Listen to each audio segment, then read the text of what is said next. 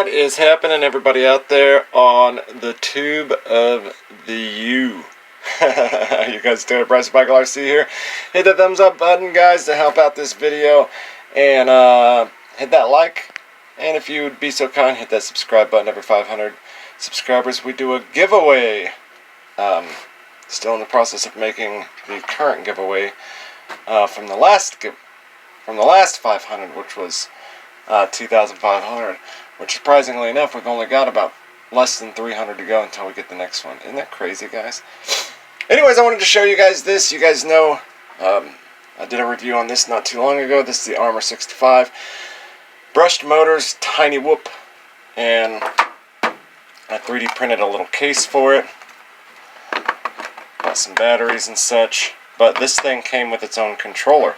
And I told you guys that the controller was crap, but the drone was good, and I knew the drone was good just by how well it flew with the crappy controller. It was really, really tough to fly with the controller. So what I did is I went online and I ordered this Multiprotocol here. This is the iRangeX. I think that's what it's called, the iRangeX Multiprotocol. It's just a tiny little thing that pops on the back of my receiver. So I have the Flysky i6X. Great controller, great budget controller. I've used one of these since the beginning, and I have never found a reason to get a better controller, or what people conceive as a better controller. So it does everything that I want, but I'm not a distance flyer. I don't go like way too far. I keep it within a certain range, and it has no latency or anything. It's always been amazing. It's super simple to set up and mod and stuff like that, so I have no reason to go to another one. In fact, I've bought 3 of these now. They're only like 50 bucks. Great controllers. Anyways, the only problem with Flysky is you can't find anything that binds with Flysky, and that's what sucks. So I went out and got this tiny little multi-protocol adapter here. Just a little mod that you can see that spot in the back. This is a little spot that your cord goes into if you want to fly with the simulators, or if you want to update the firmware or anything like that.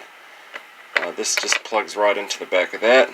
You have to have an external battery, and also I'll leave links to both of these, the Multiprotocol and these batteries. Can't put a link to a charger though. I already had a charger because these are basic batteries that you can get with toy quads.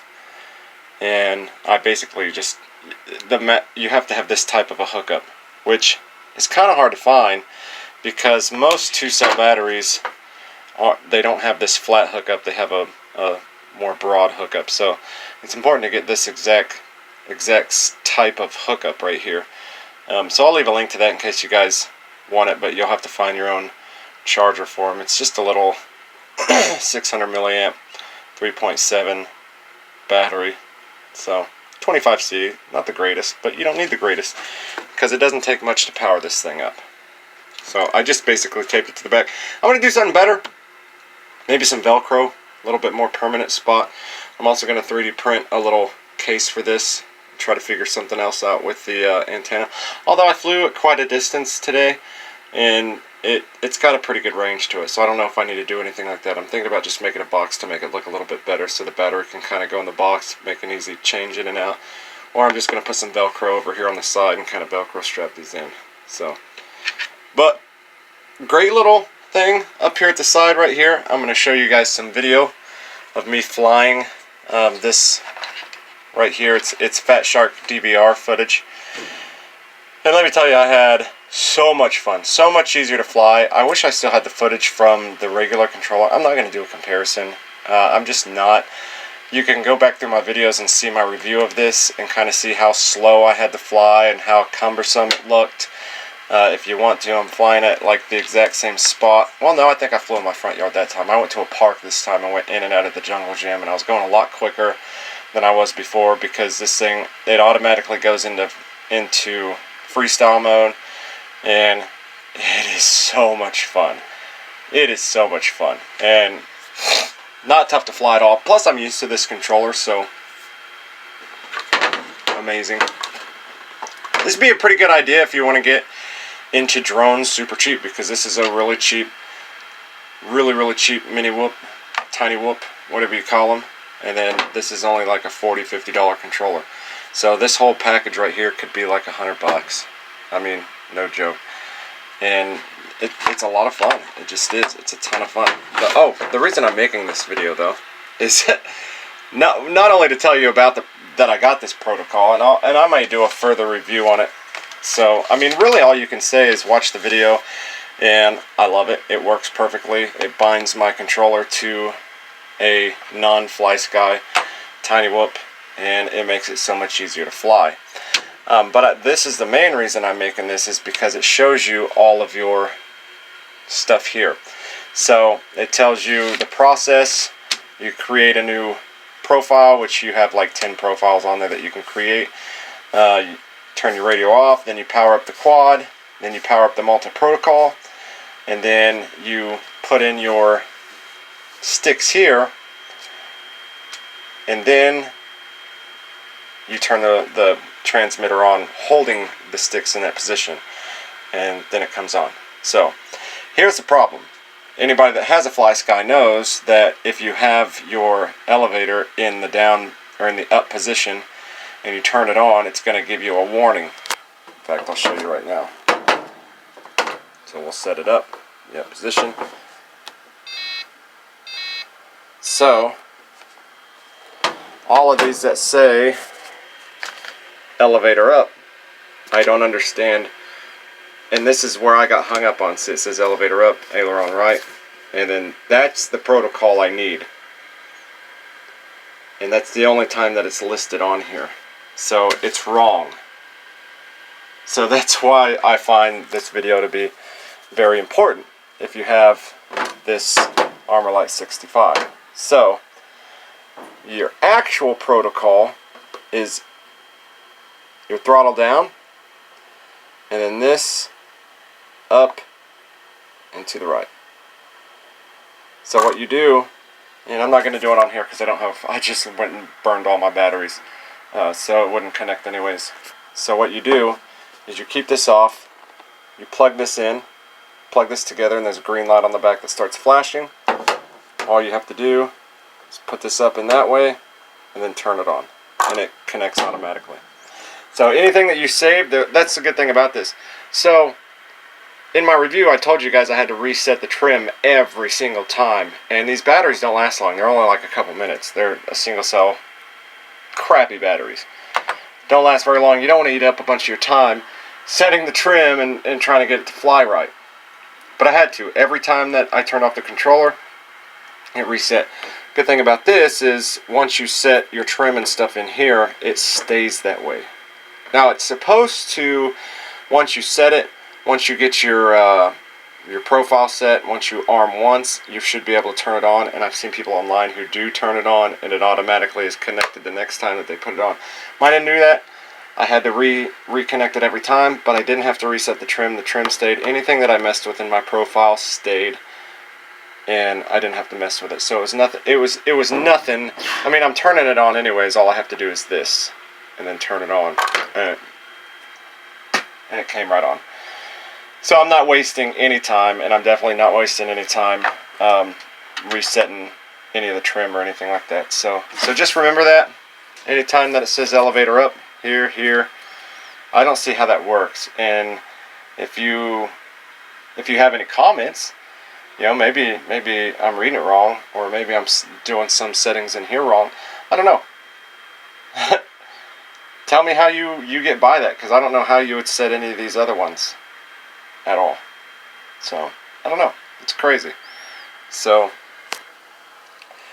the Bayang Toys one is just that down and that across, just like that. Oh, another thing too is when you turn it on, you have to have PPM on. So let me show you my settings real quick, just so you guys can see.